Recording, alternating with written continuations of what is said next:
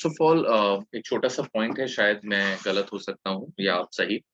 आप में से शायद काफी सारे स्टूडेंट्स ने जो कल मैंने एक वर्कशीट आपके ग्रुप पे व्हाट्सएप पे पोस्ट करा था, वो शायद अटेम्प्ट नहीं करी है। उसके लिए एक जस्ट मैं एक आपको छोटा सा हिंट दे सकता हूँ, वो ये है कि उस वर्कशीट में मैंने क्वेश्चन नंबर 8 में आपको डेटा तो प्रोवाइड कर दिया था, लेकिन क्या कैलकुलेट करना है ये नहीं बताया था। तो many of the students have asked me कि सर इसमें क्या कैलकुलेट करना है, तो उनको मैंने बता दिया। तो I believe that they were doing the questions.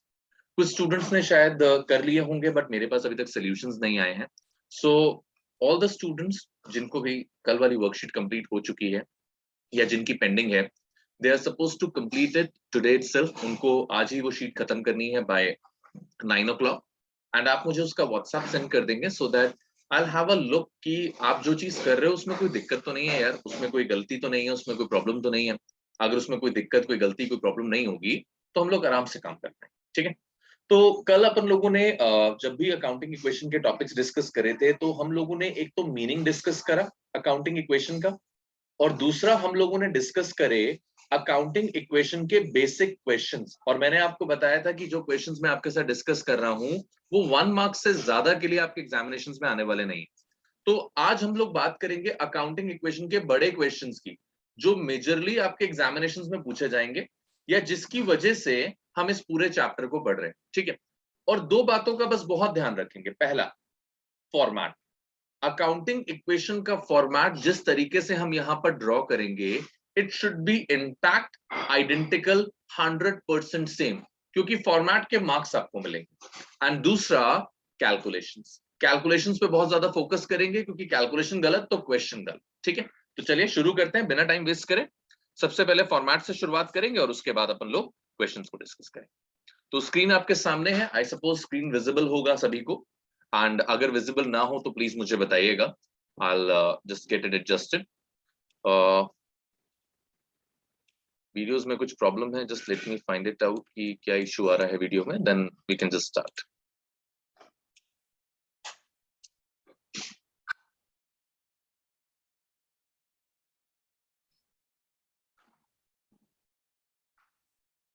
Just hold on a second, okay? We'll just start with this.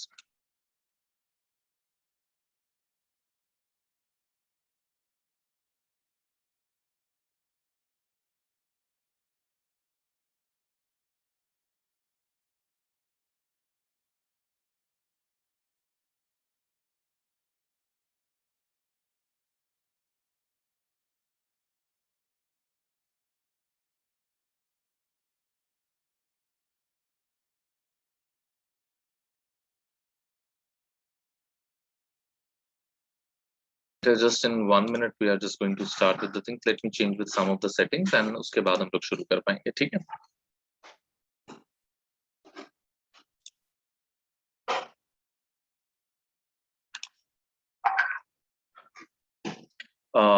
बेटा मैं आपके डाउट्स को भी ना सॉर्ट आउट करता हूँ। पार्थ, आपके जो भी डाउट्स हैं, I'll just sort it out. You just wait for a while.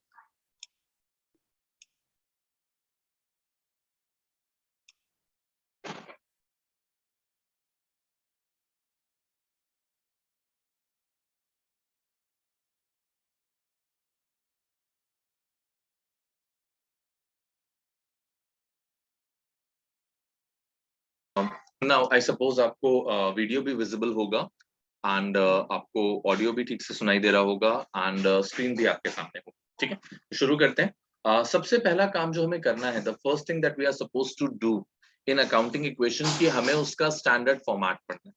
अब जब भी हम स्टैंडर्ड फॉर्मेट की बात करते हैं ना बेटा, तो हम क्या करेंगे, सबसे पहले एट द टॉप हम लोग एक हेडिंग लिखेंगे, अकाउंटिंग इक्वेशन। ठीक है। This is the first thing we are suppose to do. At the top हम लोगों को एक छोटा सा हेडिंग लिखना है, that is accounting equation. And remember this thing, accounting equation का जो हेडिंग रहेगा, this heading is quite relevant. Sometimes क्या होता है, क्वेश्चंस करते करते हम लोग इस हेडिंग को इग्नोर कर देते हैं, हम लोग इस हेडिंग को स्किप कर देते हैं ना। आपने हेडिंग को स्किप नहीं करना बिल्कुल भी। You are not suppose to skip the heading, क्योंकि अगर आप हेडिंग को स्किप करोगे तो ऐसी सिचुएशन में टीचर आपका हाफ मार्क्स डिडक्ट कर सकता है। तो एट द टॉप आपने हेडिंग लिखी अकाउंटिंग इक्वेशन, और उसके बाद आपको फर्स्ट कॉलम ड्रॉ करना है for serial number. This is the first column, that is for serial number. अब जब भी मैं सीरियल नंबर की बात करता हूं, then I already explain to some of the students of Amity कि serial number includes the order of the transaction. अब ये जो ऑर्डर होता है ना, वो हमारे टेक्स्ट बुक्स में या हमारी वर्कशीट्स में दो तरीके से होता है. समटाइम्स ये जो ऑर्डर होता है it is in the numerical form 1 2 3 4. Sometimes ये ऑर्डर जो होता है वो अल्फाबेट्स में होता है, दैट इज ABCD. तो जो भी ऑर्डर आपको स्पेसिफिकली क्वेश्चन में दिया होगा, you are suppose to follow that order. आपको अपने उस ऑर्डर को फॉलो करना है.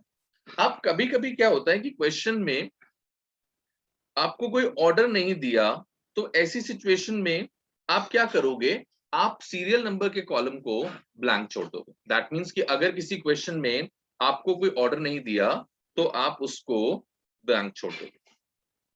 ठीक है, तो ये चीज आपको ध्यान रखनी है कि एक तो सीरियल नंबर का column will be the first column, और सीरियल नंबर के कॉलम में अगर आपको सीरियल नंबर्स नहीं दिए हों तो आप उसे ब्लैंक छोड़ दो. ना, after this column the second column is for transaction. जो दूसरा कॉलम हम लोग बनाते हैं इसे कहा जाता है ट्रांजैक्शन. कभी कभी मैं कुछ बुक्स को देखता हूं जो मार्केट में प्रिवेल करती हैं, वहां पर ट्रांजैक्शन की जगह पर पर्टिकुलर्स लिखा होता है. सो कोई परेशानी की बात नहीं है बॉस, पर्टिकुलर्स लिख दो, ट्रांजैक्शन लिख दो, कोई फर्क नहीं है. दैट मीन्स कि अगर आपको यहाँ पर अपनी टेक्स्ट बुक में या किसी वेबसाइट पे या किसी दूसरी बुक में पर्टिकुलर लिखा हो, या समटाइम्स मैं ही पर्टिकुलर लिख दूं, then no need to worry about it. Particulars का मतलब और ट्रांजैक्शन का मतलब अकाउंटिंग इक्वेशन में सेम रहे. ठीक है. Now after these two columns, इन दो कॉलम्स को बनाने के बाद हम लोग जो तीसरा कॉलम बनाते हैं, that is assets. This is the third column. और ये कॉलम काफी बड़ा होगा. क्यों होगा बड़ा? क्योंकि आमतौर पे बिजनेस के पास मल्टीपल एसेट्स होते हैं. तो अगर किसी भी बिजनेस के पास मल्टीपल एसेट्स होते हैं तो इस सिचुएशन में यू कैन एक्सपेक्ट, आप एक्सपेक्ट कर सकते हो कि एसेट्स का कॉलम हमेशा हमेशा बड़ा बनाना पड़ेगा. And after that you can write down assets are equals to capital. हमें पता है अकाउंटिंग इक्वेशन में एसेट्स हमेशा किसके बराबर होंगे? कैपिटल प्लस लायबिलिटीज के बराबर. एसेट्स का जो सम टोटल होता है it is always equals to capital plus liabilities. अब यहां पर ना मैं थोड़ा सा आपको पॉइंट बताना चाहूंगा, और वो पॉइंट क्या है. कुछ टीचर्स कहते हैं कि कैपिटल बाद में लिखो और लायबिलिटीज पहले लिखो. कुछ टीचर्स कहते हैं कि कोई फर्क नहीं पड़ता, कैसे मर्जी कर लो. तो ये बात मैं आपको कल भी डिक्टेट कर चुका हूं that it depends on your opinion. ये आपके ओपिनियन पे बेस्ड है कि आप एसेट्स कैपिटल पहले लिखना चाहते हो या लायबिलिटीज. दैट मींस कि टेक्निकली स्पीकिंग तो कोई भी रूल नहीं है. There is no specific rule कि आपको कैपिटल पहले लिखनी है, या कोई स्पेसिफिक रूल नहीं है कि आपको लायबिलिटीज पहले लिखनी है. ऐसा कोई भी रूल हमको नहीं सिखाया जाता. तो ये आपका विषय. सेकेंड थिंग, मैंने आपसे कहा कि बिजनेस में हमारे एसेट्स हमेशा ज्यादा होते हैं, इसलिए जो एसेट्स का कॉलम होगा वो बड़ा कॉलम होगा. और कैपिटल सिंगुलर है, लाइबिलिटीज भी जनरली बिजनेस में कम होती हैं. दैट्स वाई जो लाइबिलिटीज का कॉलम है वो भी छोटा बनेगा. दैट मीन्स जब आप अपनी कॉपी में हॉरिजॉन्टली इसे बनाओगे, no need to make it vertically, आप हॉरिजॉन्टली जब इसे बनाओगे तो एक सीरियल नंबर का कॉलम आया, एक ट्रांजेक्शन का कॉलम आया, और उसके बाद एसेट्स का बड़ा कॉलम आया, और कैपिटल और लाइबिलिटीज का छोटा कॉलम आया. So you can just simply make it this way. अगर मैं आपके बुक्स के अकॉर्डिंग चलूं या आपकी नोटबुक्स के अकॉर्डिंग चलूं तो it should be like this. ये ऐसे होना चाहिए. इस तरह से देखो, सीरियल नंबर का छोटा कॉलम, ट्रांजैक्शन का थोड़ा बड़ा, एसेट्स का बहुत बड़ा, और एसेट का जो एक कॉलम है वो कैपिटल और लायबिलिटीज के कंपैरिजन में बड़ा होना चाहिए. दैट मींस कि जब आपकी कॉपी में जो पेज में जगह होगी उसमें एसेट्स को बहुत बड़ा बनाओ और कैपिटल और लायबिलिटीज को छोटा कॉलम बनाओ. ठीक है, इतनी बात समझ में आती है. ये हमारी अकाउंटिंग इक्वेशन का स्टैंडर्ड फॉर्मेट है. इस फॉर्मेट में एक छोटा सा अमेंडमेंट मैं अपनी तरफ से करता हूं, ऑल्दो मुझे कुछ टेक्स्ट बुक्स में नहीं देखने को मिलता. वो क्या है कि एसेट्स के नीचे मैं एक लाइन का गैप छोड़कर इस तरह से एक हॉरिजॉन्टल लाइन ड्रॉ कर लेता हूं. एसेट्स के नीचे मैं इस तरह से एक हॉरिजॉन्टल लाइन ड्रॉ कर लेता हूं. अब जब मुझसे पूछा जाता है why I am drawing such line over the assets, या कभी कभी मैं इसको लायबिलिटीज में भी ले जाता हूं ऐसे, तो मुझसे पूछा जाता है कि सर ऐसी लाइन क्यों बनाते हो भाई. तो मैं कहता हूं कि बॉस, बिजनेस में हमारे पास एसेट्स मल्टीपल होंगे. जैसे हो सकता है हमारे पास कैश हो सकता है हमारे पास मशीनरी हो सकता है हमारे पास फर्नीचर हो. तो हमारे पास बिजनेस में बहुत सारे एसेट्स होते हैं, तो उन सारे एसेट्स के नाम लिखने पड़ते हैं। We are suppose to write down the name of the different assets. तो उन डिफरेंट एसेट्स के नेम को लिखने के लिए हम एसेट्स के नीचे एक स्पेस ड्रॉ कर लेते हैं। सिमिलरली बिजनेस में हमारे पास बैंक लोन नाम की लाइबिलिटी हो सकती है, बिजनेस में हमारे पास क्रेडिटर्स हो सकते हैं, बिजनेस में हमारे पास आउटस्टैंडिंग एक्सपेंसेस हो सकते हैं, तो मल्टीपल लाइबिलिटीज भी हो सकती हैं। दैट्स व्हाई आप एसेट्स और लाइबिलिटीज के नीचे एक वन लाइन का गैप हमेशा छोड़ोगे, so that you can write down the name of the assets and liabilities, ताकि आप अपने बिजनेस में एसेट्स और लाइबिलिटीज के नाम को लिख सकें। ठीक है, इतनी बात समझ में आती है? तो this is the format for accounting equation. ये एक स्टैंडर्ड फॉर्मेट है, इसे आप कहीं पे ड्रॉ कर लीजिए if you really want to draw it. अगर आप नहीं ड्रॉ करना चाहते तो भैया नुकसान आप ही का है, बट स्टिल मैं आपको इसका फॉर्मेट आपके व्हाट्सएप ग्रुप पे ऑलरेडी सेंड कर चुका। ठीक है, अब आगे बात करें कि क्वेश्चंस को कैसे करना है, फिर देखेंगे क्या प्रॉब्लम्स आती हैं भाई।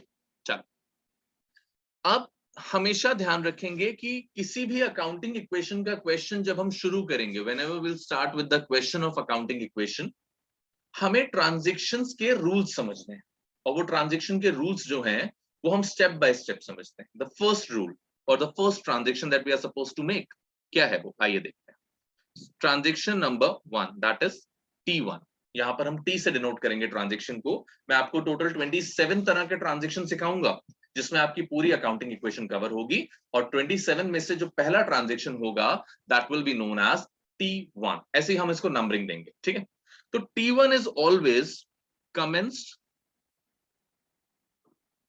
business with cash. This is your first transaction, commenced business with cash। ये T1 है, यानी कि आपको आपकी टेक्स्ट बुक में या मेरी वर्कशीट्स में या 99% क्वेश्चंस में सबसे पहला जो ट्रांजैक्शन मिलेगा, the T1 will be always commence business with cash. और अगर आपका इंग्लिश ठीक ठाक है यार, तो कमेंस का मतलब होता है टू स्टार्ट विद, किसी चीज को शुरू करना।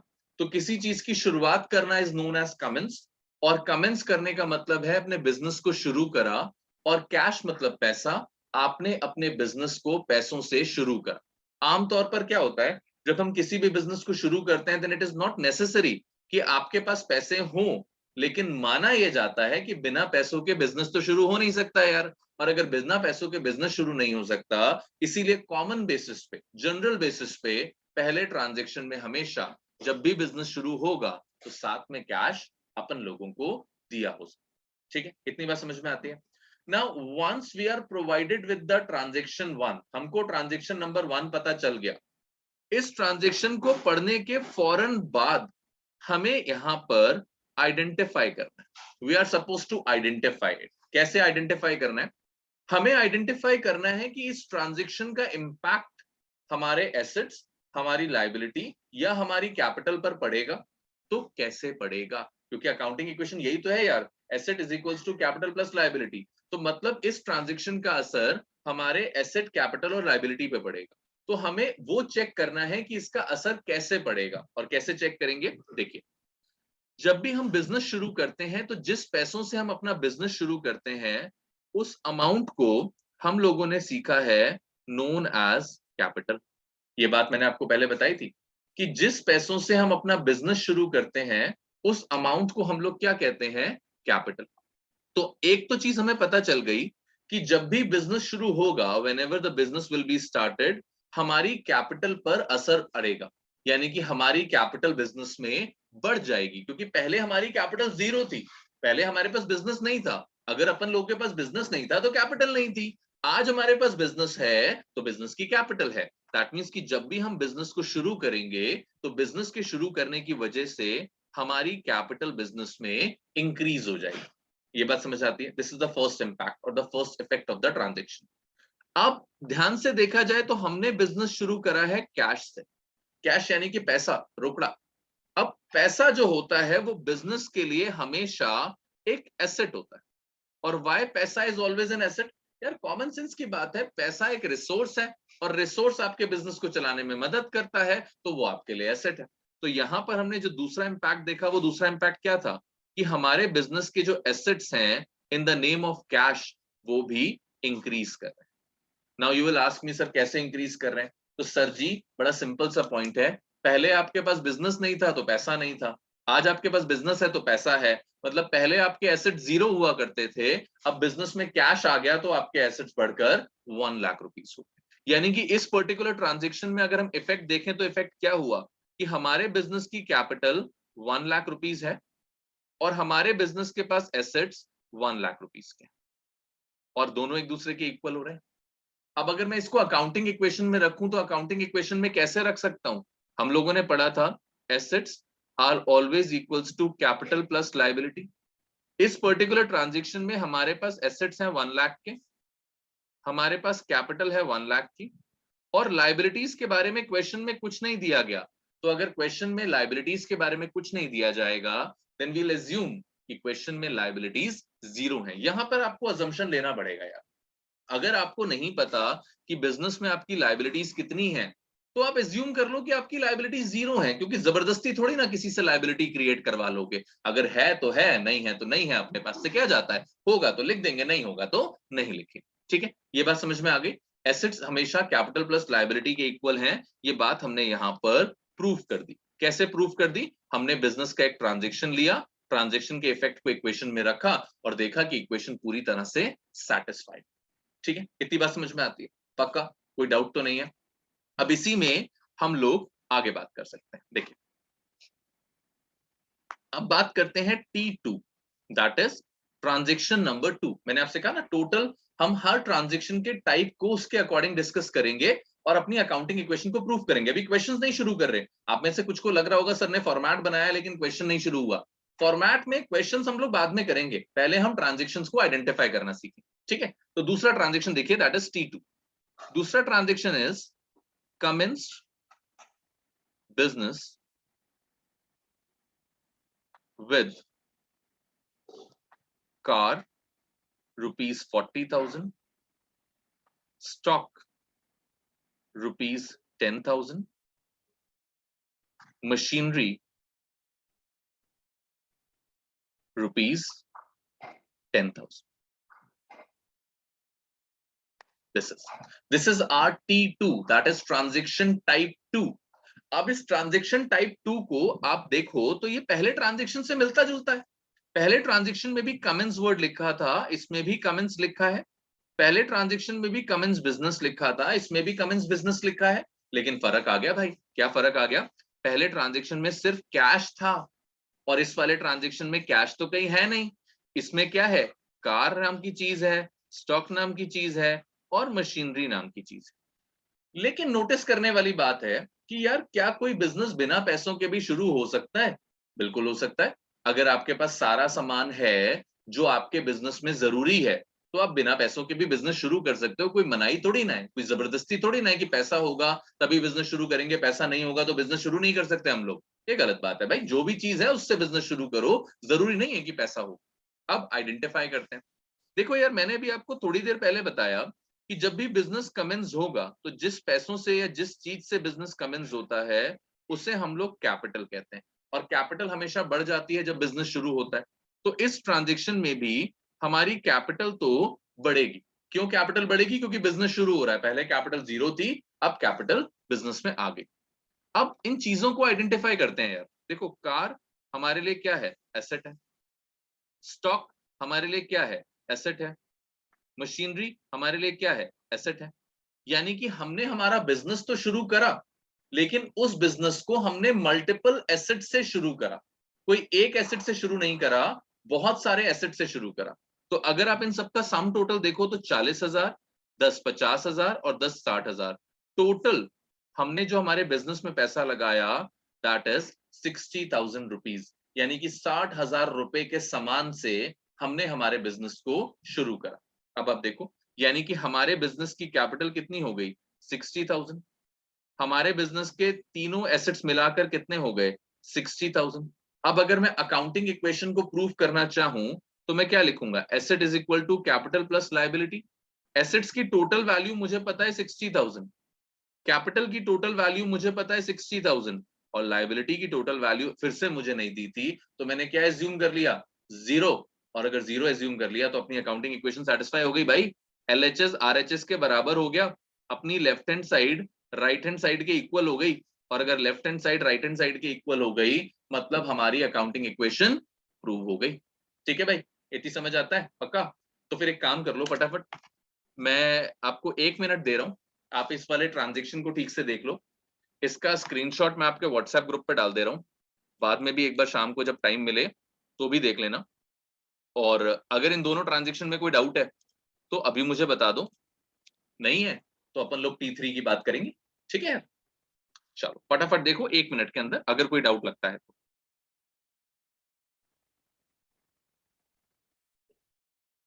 ठीक है, ध्यान से देखना भाई, कहीं ये ना लगे आपको कि कोई भी ट्रांजेक्शन में आपको कोई दिक्कत है।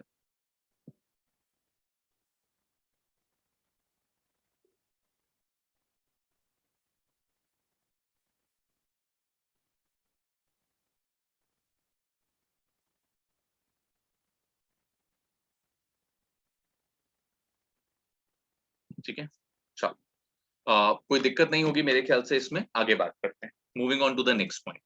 अब T3 की शुरुआत करेंगे, बहुत आराम से ट्रांजेक्शन लेके चल रहा हूँ यार, अगर कहीं दिक्कत लगती हो तो बताते जाना, क्योंकि उससे क्या होता है ना, बाद में दोबारा समझने में शायद वो फ्रेशनेस नहीं आती, वो डिटेलिंग नहीं आ पाती। ठीक है, चलो अब देखते हैं।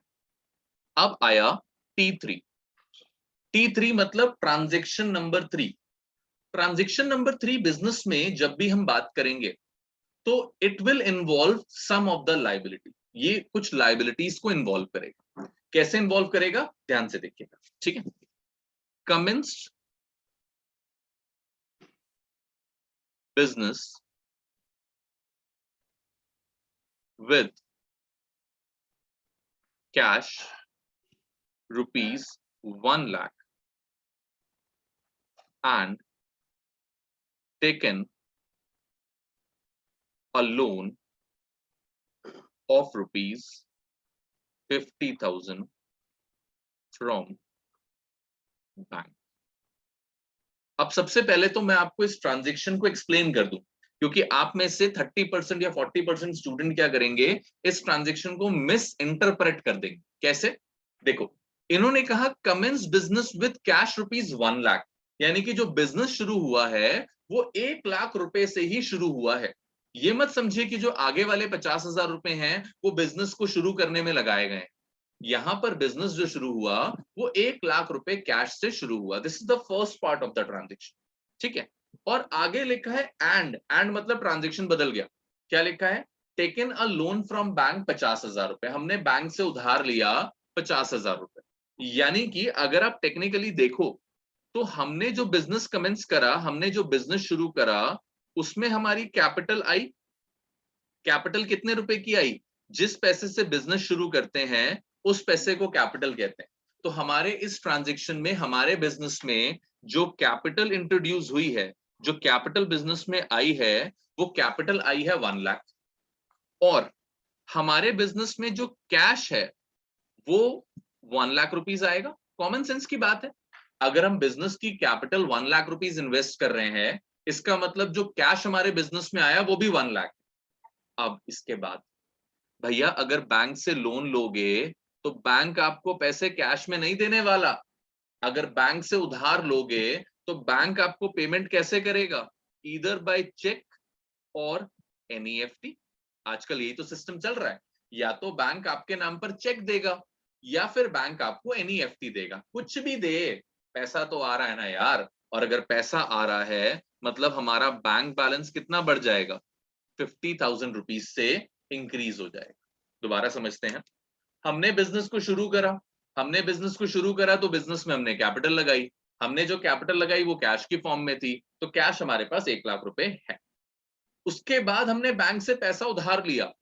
अगर पैसा हमने बैंक से उधार लिया तो वो उधार कितने रुपए का दिया हुआ है भाई क्वेश्चन में, वो उधार हम लोगों को क्वेश्चन में दे रखा है 50,000 रुपए। अब बैंक से पैसा उधार लोगे तो बैंक कैश तो आपको देगा नहीं, बैंक पैसा आपके अकाउंट में ट्रांसफर कर देगा, यानी कि बैंक बैलेंस 50,000 रुपए से बढ़ जाएगा। अब अगर बैंक बैलेंस 50,000 रुपए से बढ़ गया तो हमारा बैंक बैलेंस 50,000 से इंक्रीज होने का इंडिकेशन आ गया। लेकिन प्रॉब्लम है भाई इसमें, यार बैंक से पैसा उधार लोगे तो कभी तो चुकाना पड़ेगा। यानी कि इस पर्टिकुलर क्वेश्चन में देखा जाए तो हमने बैंक से जो लोन लिया वो लोन हमारे लिए एक लायबिलिटी है। क्यों है लायबिलिटी? क्योंकि कभी ना कभी तो बैंक का पैसा चुकाना पड़ेगा, और यहां पर वो लायबिलिटी कितने रुपए की दे रखी है? 50,000। आ रही है बात समझ में? तो दोबारा इसको रिकॉल कर लेते हैं। फर्स्ट फेज तो क्लियर होगा, बिजनेस शुरू करा, कैश से शुरू करा। दूसरा फेज, दूसरा ट्रांजेक्शन क्या है? बैंक से पैसा उधार लिया। अगर बैंक से पैसा उधार लिया तो बैंक नाम का जो हमारा एसेट है या जो हमारा बैंक बैलेंस है, वो बैंक बैलेंस बढ़ गया, बैंक बैलेंस बढ़ गया, और साथ में बैंक लोन नाम की एक लायबिलिटी भी इंक्रीज हो गई। हमारी लायबिलिटी बैंक लोन नाम की इंक्रीज हो गई, और अब हमसे कह रहे हैं कि जरा प्रूव करो अकाउंटिंग इक्वेशन। तो यार कर लेते हैं, इसमें परेशानी की क्या बात है? तो ध्यान से देखिए, हम लोगों ने अकाउंटिंग इक्वेशन पढ़ा है, asset is equal to capital plus liability. अब सबसे पहले लायबिलिटी यानी कि बैंक लोन, तो लायबिलिटी के नीचे मैंने लिखा 50,000 रुपए। मेरे पास 50,000 रुपए का बैंक लोन काम की लायबिलिटी है। कैपिटल मुझे ऑलरेडी क्वेश्चन में पता थी, मैंने 1 लाख रुपए से अपने बिजनेस को शुरू करा था, तो कैपिटल मेरे बिजनेस में 1 लाख रुपए की ऑलरेडी है। ठीक है, अब एसेट्स देखते हैं। देखो, एक कैश नाम का एसेट है, एक बैंक नाम का एसेट है, और दोनों का अगर आप टोटल कर लो तो हमारे पास टोटल एसेट कितने रुपए के हो गए? 1.5 लाख के। 1 लाख रुपए जो हमारे पास कैश था, 50,000 रुपए जो हमारे पास बैंक बैलेंस था। अब अगर आप इस पूरी इक्वेशन को ध्यान से देखो तो again left hand side is equal to right hand side, left hand side right hand side के बराबर हो गई यार। और अगर left hand side right hand side के बराबर हो गई, मतलब हमारी अकाउंटिंग इक्वेशन प्रूव हो गई, और अकाउंटिंग इक्वेशन प्रूव हो गई मतलब कि भाई क्वेश्चन हो गया। तो ये हमारा T3 था, that is the transaction number 3। ठीक है भाई, पक्का? तो इस वाले ट्रांजेक्शन को भी आप एक बार स्क्रॉल कर लो, समझ लो सारी चीजें। अगर ये भी ठीक से समझ आ जाता है तो अपने लोग T4 के बारे में बात करेंगे, नहीं आएगा तो इसको फिर से समझ लेंगे यार, कोई परेशानी की बात थोड़ी ना। ठीक है, चलो 1 मिनट दे रहा हूं, फटाफट देख लो यार।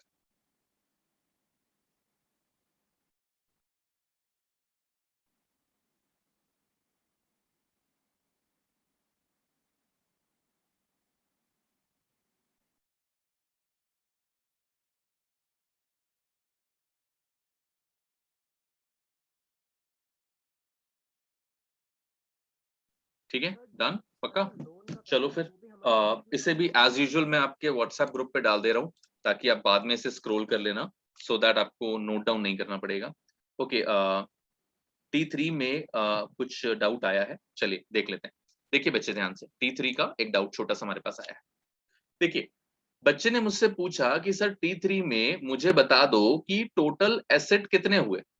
तो भाई एसेट इस क्वेश्चन में सिर्फ दो हैं, आपके पास इस पूरे ट्रांजेक्शन में दो एसेट हैं, एक कैश और एक बैंक। बैंक मतलब बैंक बैलेंस, कैश मतलब कैश का बैलेंस। कैश का बैलेंस और बैंक का बैलेंस का जो टोटल होगा, उस टोटल को हम लोग टोटल एसेट्स कहेंगे। तो यहां पर मैंने क्वेश्चन में क्या देखा कि मेरे पास कैश का बैलेंस था 1 लाख रुपीज का, मेरे पास बैंक का बैलेंस था 50,000 रुपीज का। मैंने दोनों बैलेंसेस का टोटल करा, और दोनों बैलेंसेस का जो टोटल आया, it is equals to 150 lakhs, 1.5 lakh रुपए, और इसी को मैंने टोटल एसेट्स के नाम से लिख दिया। ठीक है सर, क्लियर है इतनी बात? चलिए आगे बात करते हैं। Now moving on to T4। आज का जो सेशन रहेगा ना, इसमें आपको क्वेश्चंस करने का मौका नहीं मिलेगा, आप बस सुन लो ध्यान से। क्वेश्चंस करने का मौका कल से मिलेगा जब हम लोग क्वेश्चंस को शुरू करेंगे। ठीक है, आज बस समझने हैं ट्रांजेक्शंस।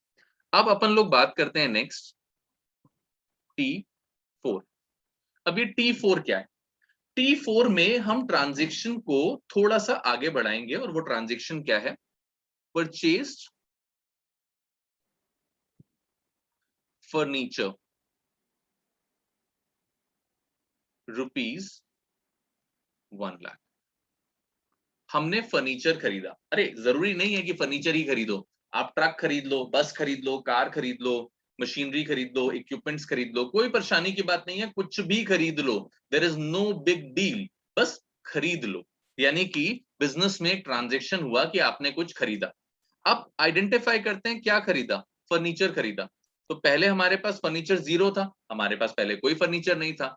अब हमने अगर फर्नीचर खरीदा, तो फर्नीचर हमका एसेट हमारे बिजनेस में इंक्रीज हो गया। पहले हमारे पास फर्नीचर नहीं था, अब हमारे पास फर्नीचर है, दैट मींस फर्नीचर नाम का एसेट हमारे बिजनेस में इंक्रीज हो गया। अब अगर फर्नीचर खरीदा तो इसकी दो पॉसिबिलिटीज है मेरे भाई। पहली पॉसिबिलिटी तो ये है कि वो फर्नीचर हम लोगों ने कैश में खरीदा। दूसरी पॉसिबिलिटी ये है कि वो फर्नीचर हम लोगों ने क्रेडिट में खरीदा। अब इस क्वेश्चन में तो यार कुछ नहीं पता चल रहा। यहाँ तो सिर्फ इतना लिखा है परचेज फर्नीचर ₹1,00,000। ना तो क्वेश्चन ये बता रहा है कि कैश में खरीदा, ना क्वेश्चन ये बता रहा है कि क्रेडिट में खरीदा। तो क्या करें यार, तो अज्यूम कर लेंगे।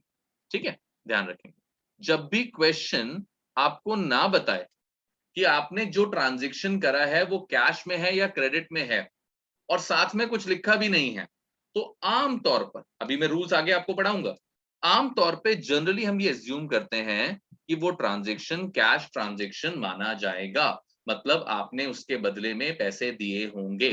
तो अब इस ट्रांजैक्शन का इफेक्ट देखते हैं। देखिए, इस ट्रांजैक्शन में दो चीजें इन्वॉल्व हैं। एक आपका फर्नीचर इन्वॉल्व है और दूसरा आपका कैश इन्वॉल्व है। दो चीजें इन्वॉल्व है। आपका ट्रांजैक्शन जब हुआ तो फर्नीचर इंक्रीज हो रहा है क्योंकि आपने फर्नीचर खरीदा। आपके ट्रांजैक्शन में कैश रिड्यूस होगा क्योंकि पेमेंट आपको कैश में करना पड़ेगा। और अमाउंट देखते हैं। देखिए, फर्नीचर हमारे लिए एक एसेट था, कैश भी हमारे लिए एक एसेट है। फर्नीचर नाम का एसेट 1,00,000 रुपीज से बढ़ गया, कैश नाम का एसेट 1,00,000 रुपीज से कम हो गया। नेट इफेक्ट अगर आप देखो तो जीरो आ रहा है। अब जब मैं कहता हूं ना नेट इफेक्ट देखो तो जीरो आ रहा है, तो देखो ध्यान से, assets are equals to capital plus liability, यही हमारी अकाउंटिंग इक्वेशन है। अब इसमें एसेट्स देखो क्या है, 1,00,000 रुपए का फर्नीचर है माइनस 1,00,000 रुपए का कैश चला गया, तो हमारे पास एसेट्स कितने रुपए के बचे, ₹0। अब आप में से कुछ बच्चे कहेंगे सर जीरो कैसे बच गए यार, हमने तो फर्नीचर खरीदा। मेरे बच्चे, हमने 1,00,000 रुपए का फर्नीचर खरीदा मतलब 1,00,000 रुपए का एसेट बढ़ा, और हमने 1,00,000 रुपए का कैश पे कर दिया मतलब 1,00,000 रुपए का एसेट कम हो गया। तो जो नेट इफेक्ट आया पूरे ट्रांजेक्शन का, वो नेट इफेक्ट जीरो है। यानी कि ना तो ओवरऑल एसेट्स बढ़े और ना ओवरऑल एसेट्स कम हुए। अब इसको मैं ना प्रूव करने के लिए आपको एक छोटा सा एग्जांपल बताता हूं तो चीजें और थोड़ी सी क्लियर होंगी। ध्यान से देखना। मान लेते हैं कि हमारे पास कैश पहले था 5,00,000 रुपए का, we have the cash of ₹5,00,000, और कैपिटल थी हमारे पास ऑलरेडी 5,00,000 रुपीज, यानी कि जिस पैसे से हमने बिजनेस शुरू करा था वही हमारी कैपिटल थी। और मान लेते हैं कि इसी पर्टिकुलर ट्रांजेक्शन में हमारी लायबिलिटीज थी जीरो। ये हमारे पास एक ट्रांजेक्शन। अब हमने फर्नीचर खरीदा, तो फर्नीचर खरीदा, तो फर्नीचर खरीदने के बाद पेमेंट करना पड़ेगा, तो हमने पेमेंट करा। कैसे पेमेंट करा, हमने कैश में से 1,00,000 रुपीज का पेमेंट कर दिया। हमने 1,00,000 रुपीज कैश में से दे दिए, और बदले में हमने बिजनेस में फर्नीचर ले आए। तो जब हमने 1,00,000 रुपीज का पेमेंट दे दिया और हमने बदले में बिजनेस में 1,00,000 रुपीज का फर्नीचर ले आए, तो ट्रांजेक्शन कुछ इस तरीके से हुआ। देखो कैसे, अब कैश हमारे पास बचा है 4,00,000 रुपीज का, फर्नीचर हमारे पास बचा है 1,00,000 रुपीज का। यानी कि अगर टेक्निकली देखा जाए तो टोटल एसेट्स हमारे पास कितने रुपीस के बचे हैं, 5,00,000 के। पहले भी 5,00,000 के थे, अभी भी 5,00,000 के हैं। हमारे पास कैपिटल कितने रुपए की बची है, 5,00,000 रुपए की, और हमारे पास लायबिलिटी पहले भी जीरो थी और अभी भी जीरो है। Transaction is proved. अच्छा, ट्रांजेक्शन प्रूव कैसे हो गया कि भैया टोटल एसेट्स पहले भी 5,00,000 रुपए के थे और फर्नीचर खरीदने के बाद भी 5,00,000 रुपए के हैं। तो डिफरेंस क्या रहा, तो डिफरेंस मेरे भाई ये रहा कि कैश पहले 5,00,000 का था, वो 4,00,000 का रह गया। फर्नीचर पहले एग्जिस्ट नहीं करता था, अब 1,00,000 रुपए का फर्नीचर भी आ गया। मतलब एसेट्स उतने ही हैं लेकिन एसेट्स के नाम बदल गए। पहले सिर्फ कैश नाम का एसेट हुआ करता था, अब कैश भी है और फर्नीचर भी है। कैपिटल जितनी पहले थी अभी भी उतनी है, तो कैपिटल में कोई खास चेंज आया नहीं है। ठीक है, और इसके अलावा अगर हम बात करते हैं लाइबिलिटीज की, तो लाइबिलिटीज में भी कोई खास चेंज नहीं था, पहले भी जीरो थी और अभी भी जीरो। गॉट इट, इतनी बात समझ में आती है। ओके, अब इसमें ना एक रूल यहां से मेरे को जो लगता है कि आप चाहो तो यहां से एक रूल बना सकते हो, और वो रूल क्या है कि अगर आप कभी भी बिजनेस में कोई एसेट कैश में खरीदोगे तो कैश कम हो जाएगा और एसेट बढ़ जाएगा। This can be the generalize rule कि अगर बिजनेस में कभी भी कोई एसेट खरीदोगे तो कैश कम हो जाएगा और आपका एसेट बढ़ जाएगा। ठीक है, इतनी बात समझ में आती है। तो एक बार आप ये देख लो अच्छे से, if it is clear to you, T4 अगर आपको क्लियर है तो मैं आगे बढ़ सकता हूं। मैंने इसका भी स्क्रीनशॉट आपको भेज दिया है। ठीक है, अच्छा मैं आपको एक और बात बताऊं कि ये जो T1 T2 T3 T4 हम जो भी पढ़ रहे हैं ना आज, आपको एक बार ये लेसन का रिकॉर्डिंग दोबारा देखना पड़ेगा यार। और क्यों देखना पड़ेगा? क्योंकि इतने सारे ट्रांजेक्शन्स की खिचड़ी जब बनेगी ना दिमाग में भी आधे पौन घंटे के बाद, तब आपको लगेगा यार कुछ मिस आउट है, कुछ छूट गया है। तो इसीलिए मैं ये सारे आपकी स्क्रीनशॉट्स भेज रहा हूं और आपको इसका रिकॉर्डिंग देखने के लिए इंसिस्ट करूंगा कि एक बार किसी भी तरह की चीजों को दोबारा पढ़ने से पहले इस वीडियो को दोबारा जरूर देखना है यार, चीजें बहुत एक्सटेंड तक क्लियर हो जाए। ठीक, चल आगे बात करते हैं। Moving on to the next, अब हमें बात करना है T5। अच्छा, आपको मैं एक और चीज बताऊं, जब ये मैं T1, T2, T3, T4, T5 लिखता हूं ना, तो ऐसा कोई रूल नहीं है यार। ये कोई ट्रांजैक्शन का ऑर्डर नहीं है, कोई ट्रांजैक्शन की नंबरिंग नहीं है, किसी बुक में नहीं दिया हुआ। ये हमने अपने कन्वीनियंस के लिए सारे के सारे ट्रांजैक्शन को इकट्ठा करा और एक ऑर्डर में अरेंज कर दिया, जिसमें हमें आमतौर पे बुक्स में क्वेश्चंस मिलते हैं, और उसी को फिर हमने नाम दे दिया T1, T2, T3। तो आप बुक्स में ऐसा ढूंढने की कोशिश करेंगे तो शायद नाम है। ठीक है, चलिए T5 की शुरुआत करते हैं। T5 क्या है? Purchased goods for ₹10,000 for cash. This is your T5। अब इसको हिंदी ट्रांसलेट करते हैं। Purchase goods for ₹10,000 for cash. हमने गुड्स खरीदे 10,000 रुपए के और कैश में खरीदे। तो अब अगर आप इस ट्रांजेक्शन को देखो, तो एक तो यहां पर गुड्स नाम की चीज इन्वॉल्व, यानी कि एक तो हमारे पास गुड्स हैं। गुड्स हम लोगों ने पहले भी पढ़े हैं, जिस प्रोडक्ट में हम डील करते हैं, जिस चीज का हम व्यापार करते हैं, जिस चीज का हम बिजनेस करते हैं, उसे हम लोग गुड्स कहते हैं। दूसरा यहां पर कैश इन्वॉल्व।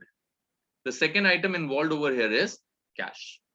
अब एक चीज मैं आपको बता दूं कि अकाउंटिंग इक्वेशन में हम लोग गुड्स वर्ड यूज नहीं कर सकते, प्रोहिबिटेड है, मना करा गया है कि अकाउंटिंग इक्वेशन बनाते समय गुड्स वर्ड इस्तेमाल नहीं होगा। मतलब गुड्स को गुड्स नहीं कह सकते।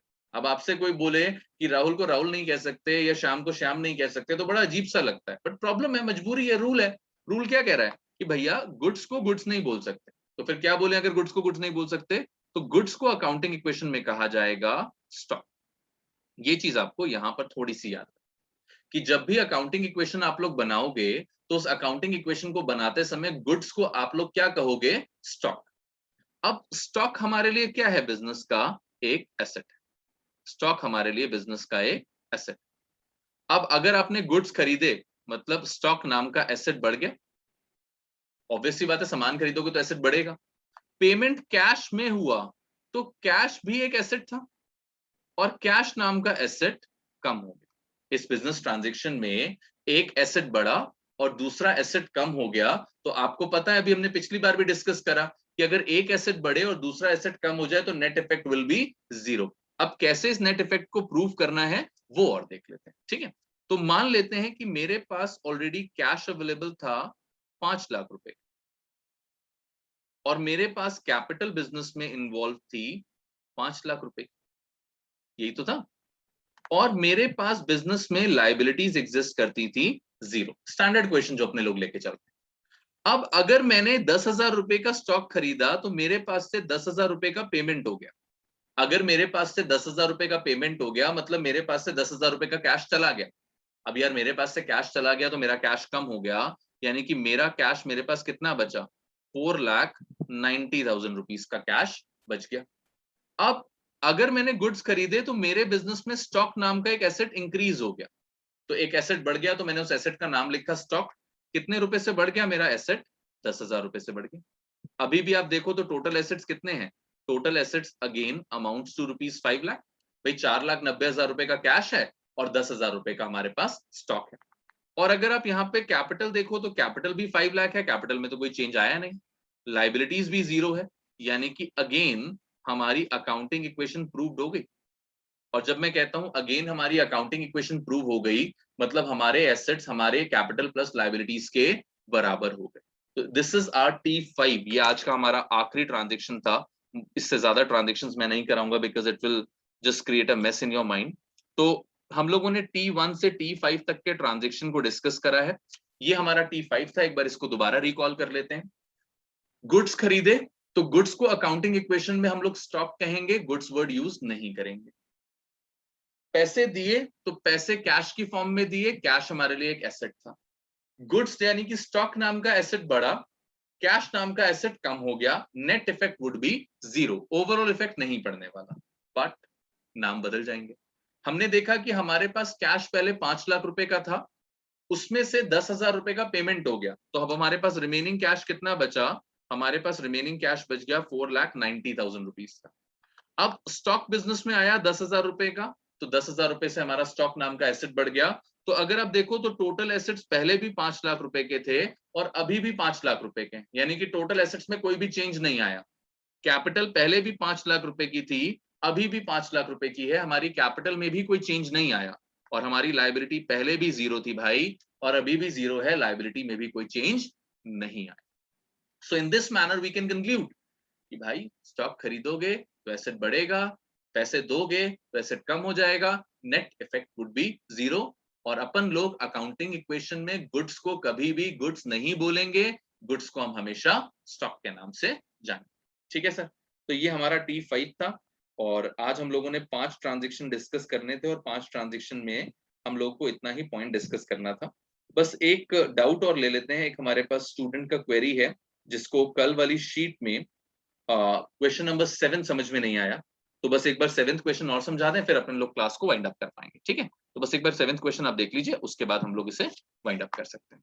सो शीट हमारी थी, that is for 17th May 2021, question number 7।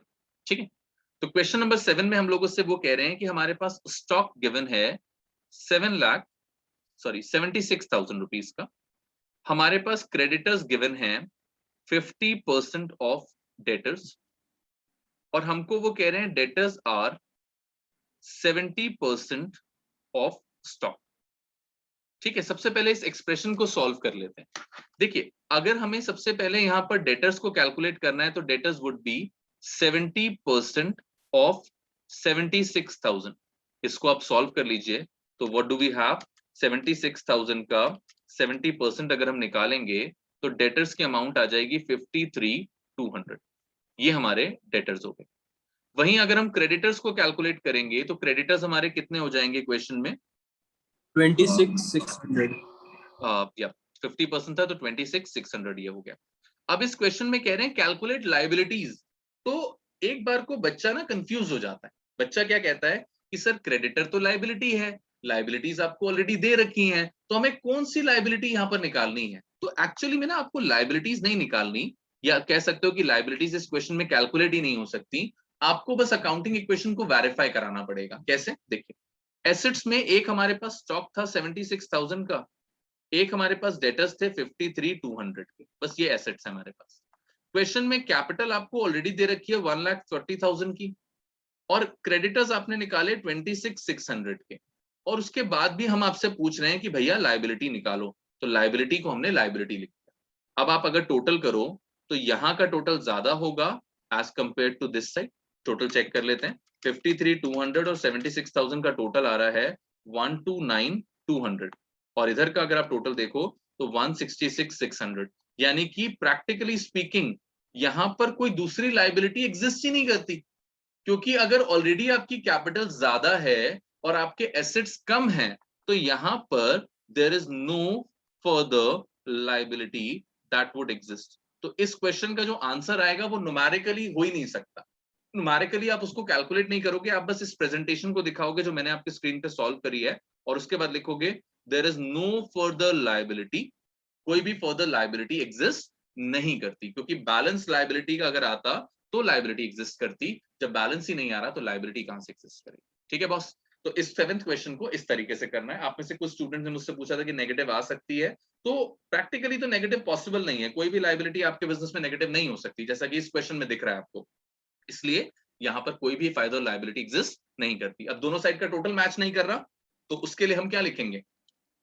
यहां पे हम लिखेंगे अकाउंटिंग इक्वेशन नॉट वेरीफाइड, यानी कि यहां पर कोई इंफॉर्मेशन मिसिंग। अगर आपका LHS और आपका RHS कभी मैच नहीं करता और आपको लगता है आपने सब कुछ सही करा है, then you are suppose to write down accounting equation not verified. और जब भी अकाउंटिंग इक्वेशन वेरीफाई नहीं करती, मतलब बिजनेस का कोई ट्रांजेक्शन मिसिंग है या बिजनेस की कोई एक्टिविटी आपको नहीं बताई। ठीक है, इतनी बात समझ में आती है?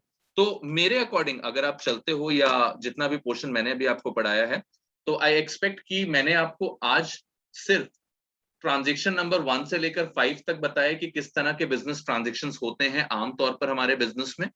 इसके बाद मैंने आपको बताया कि अकाउंटिंग इक्वेशन का फॉर्मेट कैसे बनाना होता है, और कल से from tomorrow onwards we are going to start with the numericals. जितना भी पोर्शन मैंने आज आपको पढ़ाया है, आई अर्ज यू कि आप इसका वीडियो एक बार देख लीजिएगा if you still face the problem. इसमें थोड़ा सा टाइम लगेगा आपको समझने में। सारे स्क्रीनशॉट्स मैं ऑलरेडी आपको दे चुका हूं, you can just revise them from there. और एक छोटी सी worksheet I am going to send you आप, जिसमें आपको कुछ ज्यादा सॉल्व नहीं करना है, बस आपको आइडेंटिफाई करना होगा कि एसेट्स बढ़े या लाइबिलिटी बढ़ी या कैपिटल बढ़ी या कम हुआ। तो बस आपको ओरली आइडेंटिफाई करना है, वो आप ओरली उसे आइडेंटिफाई कर पाएंगे, and then tomorrow we can start with the basic numericals. धीरे धीरे करके हम लोग सारे के सारे ट्रांजेक्शंस को रीड आउट करेंगे, ठीक है। फिर भी अगर still if you feel any problem video देखने के बाद, इस क्लास के बाद, स्क्रीनशॉट्स के बाद, तो मुझे एक बार टेक्स्ट कर दीजिएगा। I just explain whatever be the doubts are, otherwise हम कल के सेशंस में। चलो, that's all, thank you and have a nice day। Thanks sir। Thank you sir। ठीक है बेटा।